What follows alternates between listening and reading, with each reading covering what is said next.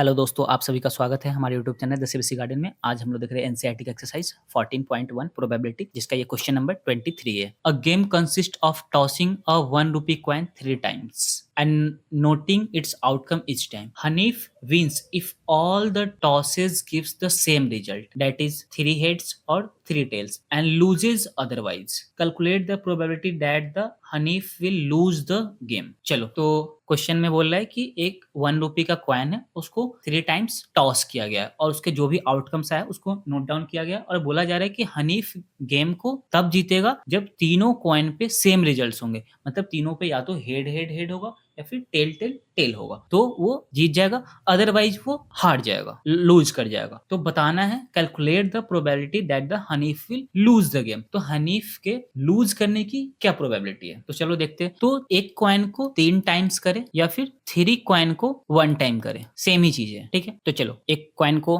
3 बार toss करे या 3 coin को 1 बार टॉस करे, सेम ही आउटकम्स आएंगे, सेम ही चीज है। तो चलो हम आउटकम्स को लिखते हैं। तो आउटकम्स को कैसे लिखेंगे, पहले पे आएगा हेड हेड हेड, वैसे tell head tail head tail head. ऐसे आप हो सकते हैं कि आप कंफ्यूज हो जाए और आप सारे आउटकम्स को ना लिख पाए। तो आप क्या करेंगे, 2 कॉइन वाला आउटकम्स तो सबको याद होता है, क्या होता है, head head tail head head tell और टेल टेल, ये तो सभी को याद रहता है। तो चलो इसी को हम क्या करेंगे, 2 बार लिख लेंगे, टेल हेड हेड टेल और टेल टेल। अब हमें क्या करना है, चूंकि 3 कॉइन है तो एक बार सब में हेड लगा देंगे और एक बार सब में टेल लगा देंगे। ऐसे क्या होगा कि आप एग्जाम में कंफ्यूज नहीं होगा। नहीं तो कभी होगा कि आप एक ही को 2 बार लिख देंगे या फिर किसी को लिखना भूल जाएंगे, ऐसा हो सकता। तो आप इस तरीके से आप चाहे तो 8 आउटकम्स जो है उसको लिख सकते हैं। तो 3 कॉइन को एक बार टॉस करे या एक कॉइन को 3 बार टॉस करे, तो टोटल नंबर ऑफ आउटकम्स कितने होंगे, 8। और कौन कौन से होंगे वो आपके स्क्रीन पे है, head head head head tail head head head tail head tail tail tail head head tail tail head tail head tail tail tail tail, यही आउटकम्स होंगे और आपको इसी तरीके से लिखने एग्जाम में। तो चलो